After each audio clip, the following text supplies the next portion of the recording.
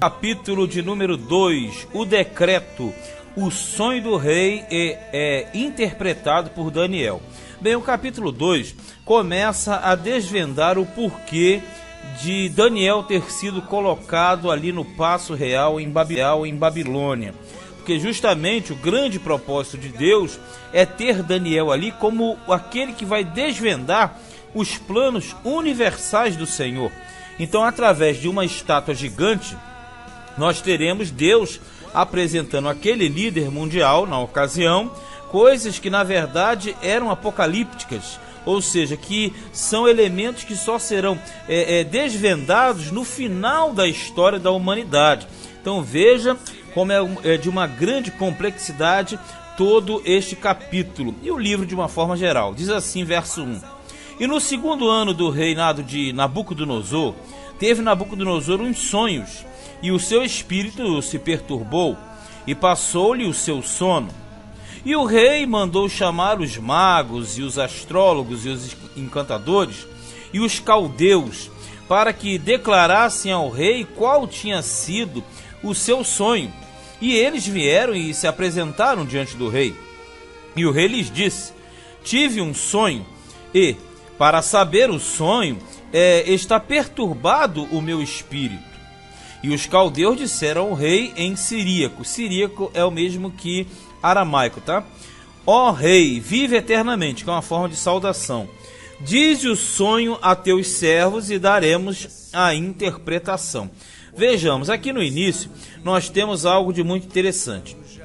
Primeiro, o rei tem um sonho, e na verdade, ele quer que os astrólogos, os magos, dessem essa interpretação.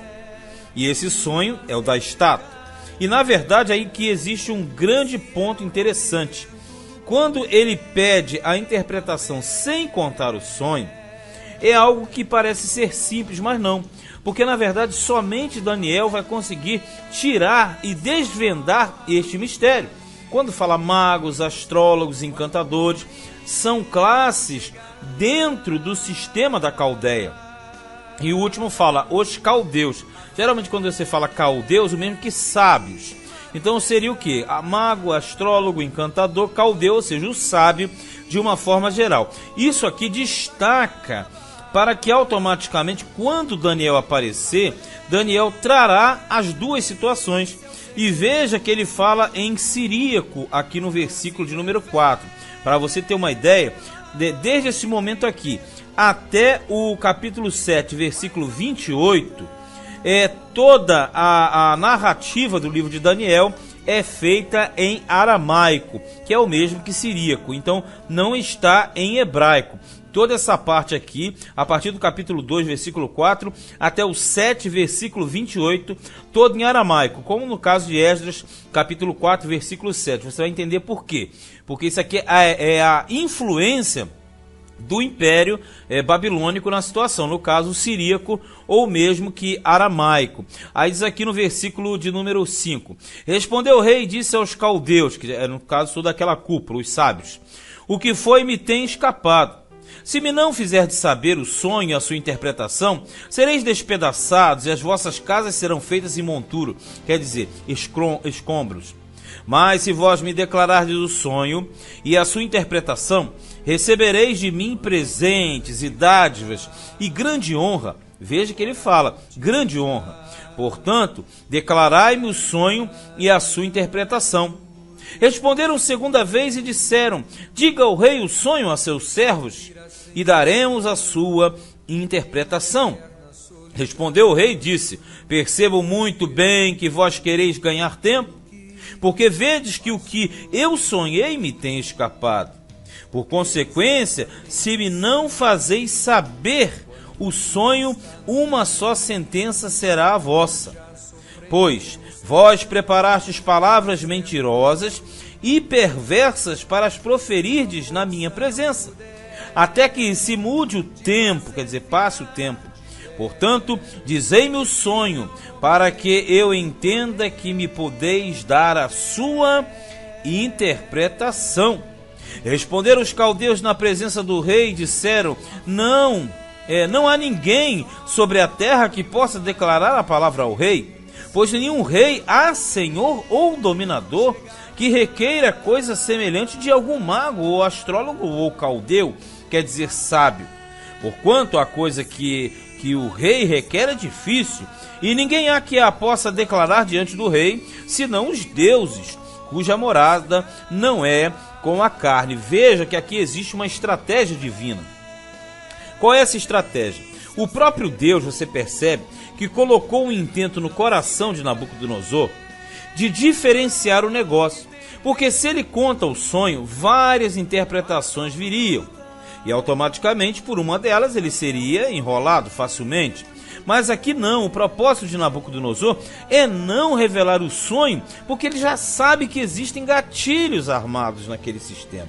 Ele sabe que existe uma corrupção ativa no sentido da interpretação. E isso trabalha tanto para o Nabucodonosor quanto na visão de Deus. Porque fazendo ele isto, aí Daniel aparecerá como o único capaz. E como ele disse, será grande em honra, que é o propósito de Deus para a vida de Daniel. E eles falaram, ninguém pede isso. Ninguém. 12. Então o rei muito se irou e enfureceu e ordenou que matassem a todos os sábios de Babilônia. E saiu o decreto segundo o qual deviam ser mortos os sábios. E buscaram Daniel e seus companheiros para que fossem mortos. Olha só, você tem que entender o seguinte, eles foram levados para a Babilônia e eles deveriam ser preparados, lembra no capítulo 1, durante 3 anos na faculdade babilônica. Aqui, na verdade, inicia falando que era o 2º ano do rei Nabucodonosor. Vamos na matemática. Como nós entendemos, ali em 606 ele não era o rei ainda. Ele passou a ser o rei justamente em 605, quando morreu o seu pai, o Nebopolazar. Então o que acontece aqui? Se é o 2º ano do reinado de Nabucodonosor, vai coincidir com o 3º ano de estudos de Daniel e seus amigos. Quer dizer, eles ainda não tinham concluído o período de aprendizado. Eles morreriam sem a condição sequer de enfrentar aquela situação. Eles não estavam ainda no meio dos sábios, dos caldeus, aquela turma todos, astrólogos, né? Aí diz assim no 14, então Daniel falou avisada e prudentemente a Arioque, outras versões diz Arioche, capitão da guarda do rei, que tinha saído para matar os sábios de Babilônia. Respondeu e disse a Arioque, encarregado do rei, por que se apressa tanto o mandato da parte do rei? Então Arioque explicou ao caso a Daniel, e Daniel entrou e pediu ao rei que lhe desse tempo para que pudesse dar a interpretação. Veja que Daniel entra para quebrar um sistema que já estava em pleno desenvolvimento. E ele fala, me dá um tempo e eu vou trazer a interpretação. Veja que ele não se omite. E a interpretação dele vai ser uma questão muito contundente, porque vai desvendar tudo aquilo, é um caráter sobrenatural desta sabedoria, um caráter divino, onde Deus estava simplesmente mostrando todo o projeto dele ao mundo de uma forma geral. Então Daniel vai ter essa revelação, e nós sabemos disso. Aí quando chega aqui, no versículo de número 17 diz, então Daniel foi para a sua casa e fez saber o caso a Hananias, Misael e Azarias, seus companheiros, para que pedissem misericórdia ao Deus dos céus sobre este negócio, a fim de que Daniel e seus companheiros não perecessem com o resto dos sábios da Babilônia. Veja que no versículo 17, Daniel cita, a palavra aqui no caso, aparece Daniel, Hananias, Misael e Azarias, os nomes originais, no caso os nomes que são os nomes da nação de Israel, da nação de Israel. Aí diz no 18, para que pedissem misericórdia ao Deus dos céus sobre este negócio, a fim de que Daniel e seus companheiros não perecessem com o resto dos sábios da Babilônia. Veja que aqui fala claramente, misericórdia ao Deus do céu, para que eles não perecessem. Então, o que há de interessante aqui é que fala no versículo 18 a palavra segredo. Veja bem, esta palavra segredo, você sabe que não está sendo escrita em hebraico, mas sim em aramaico. Essa palavra em aramaico quer dizer raiz. E raiz é justamente segredo. que é uma palavra de origem persa e não de origem hebraica, porque tem uma conotação diferente. A palavra raiz em origem persa, no caso, que você tem e não em origem hebraica, ela justamente dá a entender algo que é fora do padrão humano, que aqui você não conhece, não consegue perceber isso. O conhecimento desse segredo, que vem da palavra raiz, automaticamente era algo que não existia na época. Era um conhecimento de um segredo fora do alcance dos meios prudentes e humanos. Mas somente uma revelação de Deus, ou para eles, dos deuses, poderia se fazer conhecer. Então isso aqui tem muito peso que você não alcança lendo superficialmente. Daniel traz uma revelação raiz, ou seja, segredo que não tem como o homem decifrar. Somente Deus, o Criador, ou para eles, entre aspas, os deuses poderiam. Isso faria com que Daniel, perante o rei Nabucodonosor, ele fosse grandemente exaltado no futuro, que é o propósito do Senhor. 19, ó. Então foi revelado o segredo a Daniel numa visão de noite. E Daniel louvou o Deus do céu. Veja que aqui não fala os meios, mas diz que de repente lhe foi revelado. Dá a entender que Deus tinha esse propósito. Aí você fala, mas ele pediu a Ananias, Azarias, etc. Mas Deus já queria que isso acontecesse. Deus revelou a Nabucodonosor e queria que ele decifrasse a revelação. Aí ele vai trazer isso aqui, ó, 20, ó. Falou Daniel e disse: seja bendito o nome de Deus para todos sempre, porque dele é a sabedoria e a força. Ele muda os tempos e as honras, ele remove os reis e estabelece os reis. Ele dá sabedoria aos sábios e ciência aos inteligentes. Ele está falando dele próprio, falando de si mesmo, falando de uma grande revelação. Revelação essa que vem de algo que era impossível aos homens decifrar. Aí ele diz aqui, ó, ele revela o profundo e o escondido, e conhece o que está em trevas, e com ele mora a luz. O que Daniel está revelando aqui é algo que na verdade não era tão divulgado. Ele está dizendo que Deus é dominador de todas as coisas, de todos os sistemas. 23, ó Deus de meus pais, eu te louvo e celebro porque me deste sabedoria e força. E agora me fizeste saber o que te pedimos, porque nos fizeste saber este assunto do rei. Olha só, ele está glorificando porque ninguém ia saber, só ele soube. Por isso, Daniel foi ter com Arioque, ao qual o rei tinha constituído para matar os sábios da Babilônia. Entrou e disse-lhe assim: não mates os sábios de Babilônia, e introduze-me na presença do rei, e darei ao rei a interpretação. Veja, como diz lá no Novo Testamento, né, em Filipenses, Deus ele opera o querer e o efetuar segundo a sua boa vontade. Então Deus revelou a Nabucodonosor, porque Nabucodonosor teria que contar esse fato, e Daniel, sem saber, interpretaria, porque o Deus que deu a Nabucodonosor é o mesmo Deus de Daniel. E você vê no 25, então Arioque depressa introduziu Daniel na presença do rei e disse-lhe assim: achei um dentre os filhos dos cativos de Judá, o qual fará saber ao rei a interpretação. Veja que neste momento existe uma ligação direta com outro livro da Bíblia, com a história de José no Egito. Lá em Gênesis capítulo 41, quando chegou o momento certo, a hora certa, José foi introduzido na presença de Faraó. Lembra? Aqui é um funcionário do Paço Real, lá era um funcionário de Faraó, que na verdade era o copeiro que tinha indicado José. E assim como em Gênesis capítulo 41, aqui em Daniel capítulo 2, tudo isso estava acontecendo para que Daniel prevalecesse sobre os demais. Respondeu o rei e disse a Daniel, cujo nome era Belsazar: podes tu fazer-me saber o sonho que vi, a sua interpretação? Veja bem, aqui você vê que há um paralelismo entre a história de José e entre a história de Daniel. E você percebe, José foi vendido com mais ou menos 17 anos de idade. Aqui Daniel, também mais ou menos com 17 anos de idade. E os dois serão elevados simultaneamente. E o detalhe, todos dois tinham sonhos envolvendo a situação. A diferença é que um interpretou porque o faraó contou o sonho. E aqui não. Mas o paralelismo é impossível de não ver. 27. Respondeu Daniel na presença do rei e disse: o segredo que o rei requer, nem sábios, nem astrólogos, nem magos, nem adivinhos o podem descobrir ao rei. Mas há um Deus nos céus, o qual revela os segredos. Ele, pois, fez saber ao rei Nabucodonosor o que há de ser no fim dos dias, quer dizer, o final dos tempos. Então, uma visão prolongada.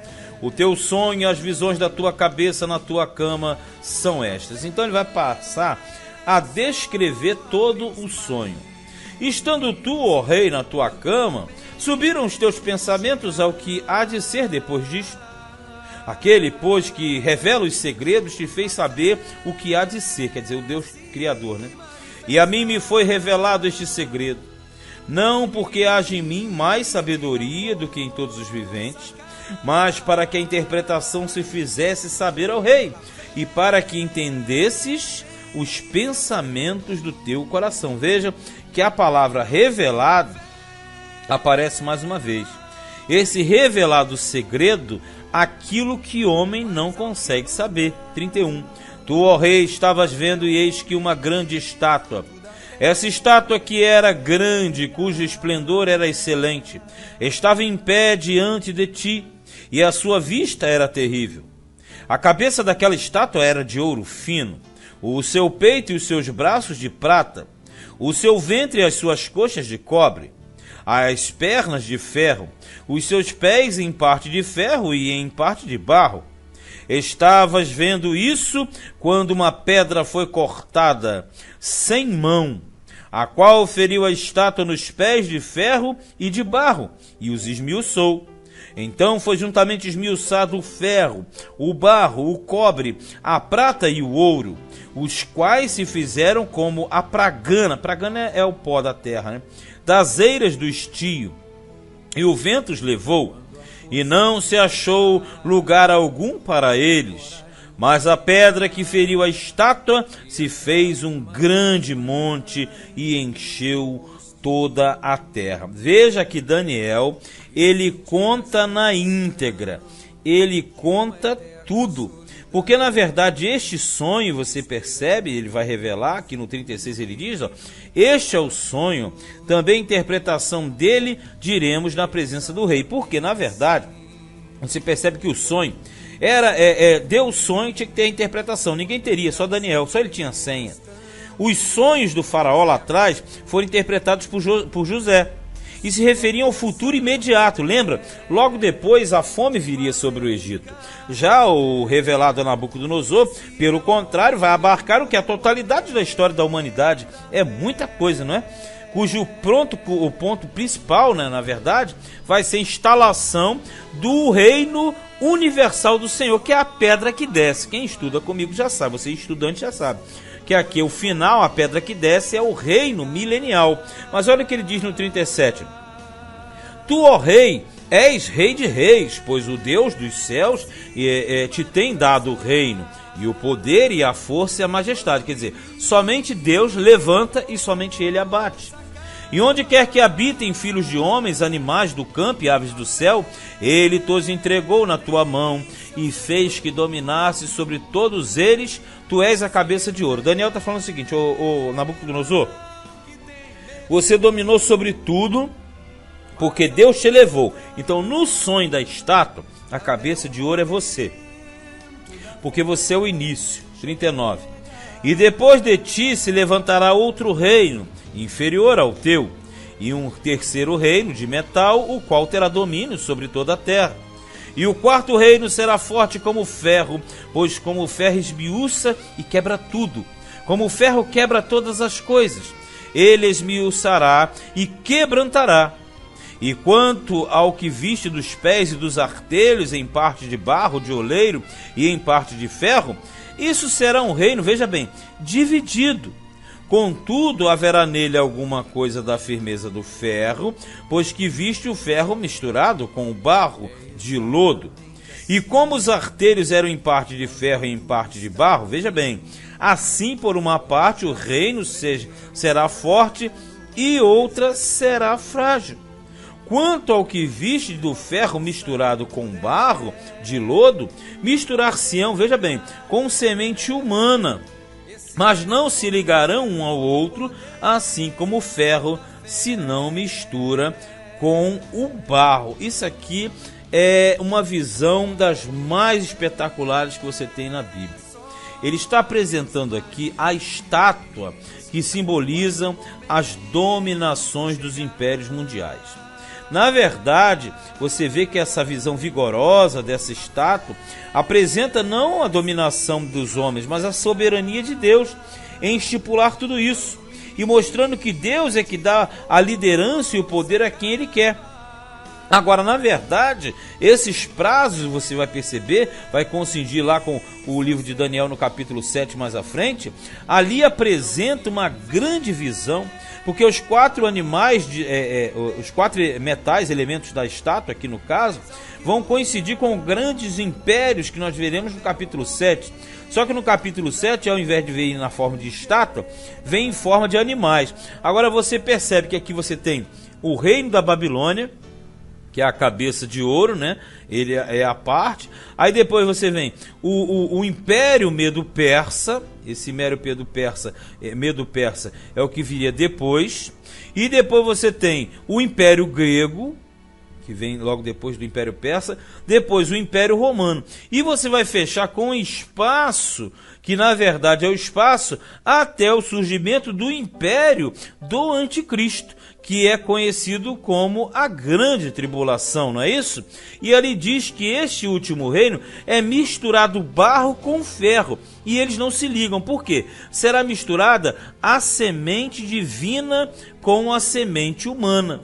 Só que diz que no final de tudo isso vem uma pedra que desce e destrói. A pedra é Cristo.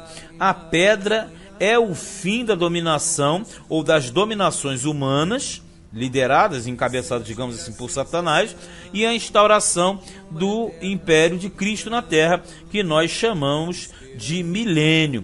Por isso que ele fala aqui, ó, no 43, ó, quanto ao que viste do ferro misturado, quer dizer, isso aqui misturar a semente humana, porque é a semente dos filhos do diabo, no caso, a semente maligna, com a semente do povo de Deus. Então, na verdade, você tem o anticristo misturando com a natureza humana. 44, ó. Mas nos dias desses reis, o Deus do céu levantará um reino que não será jamais destruído.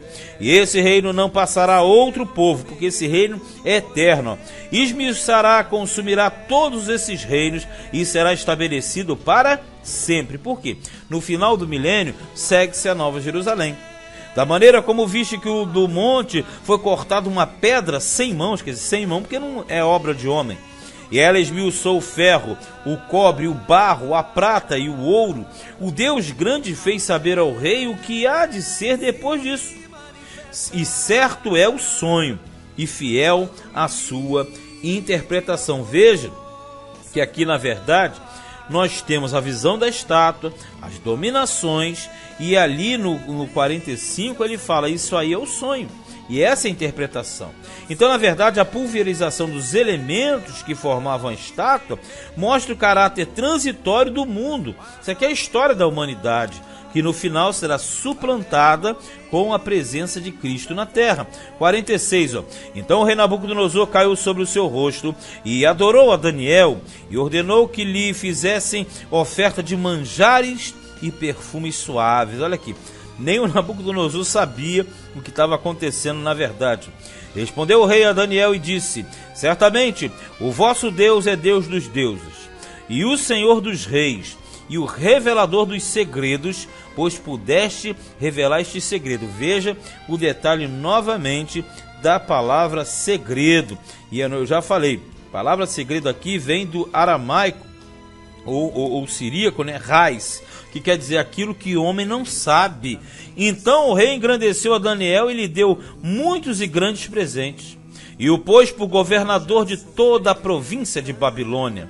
como também por principal governador de todos os sábios de Babilônia.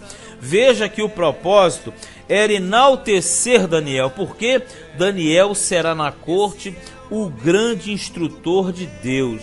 Ele vai instruir os imperadores, ele vai mostrar como tratar com o povo de Israel, ele vai falar até de Jeremias, porque Jeremias vai ter tratamento privilegiado 20 anos depois praticamente disso aqui. Então todo o processo que Deus trabalhou em Daniel era um processo de exaltação para que Daniel fosse um representante seu, um embaixador seu no exterior, no caso aqui na Babilônia. Então ele foi exaltado, diz ele, pois, por governador de toda a província de Babilônia, como também por principal governador de todos os sábios de Babilônia. E isso aqui já remete para 2 pontos, um para trás, que é José, e outro para frente, que é Mardoqueu, que também vai acontecer com ele no futuro. 49. E pediu Daniel ao rei, e constituiu ele sobre os negócios da província de Babilônia, a Sadraque, Mesaque e Abdenego. Mas Daniel estava às portas do rei. Veja bem, Daniel agora é influente, igual político, né, que nós conhecemos. Então ele puxou ali uma bancada forte para os 3 amigos dele. Agora veja bem, quando ele se refere aos amigos dele em relação à oração a Deus, ele fala nos nomes que são os nomes hebraicos, né, digamos assim. E quando ele fala com o Nabucodonosor, ele trabalha nos nomes que são babilônicos, ele não é bobo nem nada. Mas a grande verdade é a seguinte: a confissão de fé feita por este pagão que vai falar aqui, né? Você vê o Nabucodonosor, quando ele fala que o Senhor é Deus dos deuses, não há Deus maior, que passa batido, né, no 47, parece que é uma coisa boba, mas não é não. Porque isso aqui, o 47, está apontando que no final dos séculos, no milênio, todos os povos da terra terão que reconhecer que Jesus Cristo é o Senhor. Então essa visão aqui, quem pensa que ela é pequena, não é não. Isso aqui envolve muito estudo, muito entendimento de escatologia, das profecias, dos planos, do que é milênio. Aí se tem um entendimento completo. Mas uma coisa é certa: a estátua de Daniel foi o grande trunfo de Deus na terra, para que o homem soubesse todo o plano que ele tem de desenvolver na terra. Você viu que foi um capítulo enorme. Aqui está marcando 27 minutos e meio. E na verdade poderíamos falar até mais, mas que este capítulo seja plenamente esclarecedor para você. Este foi Daniel, capítulo de número 2.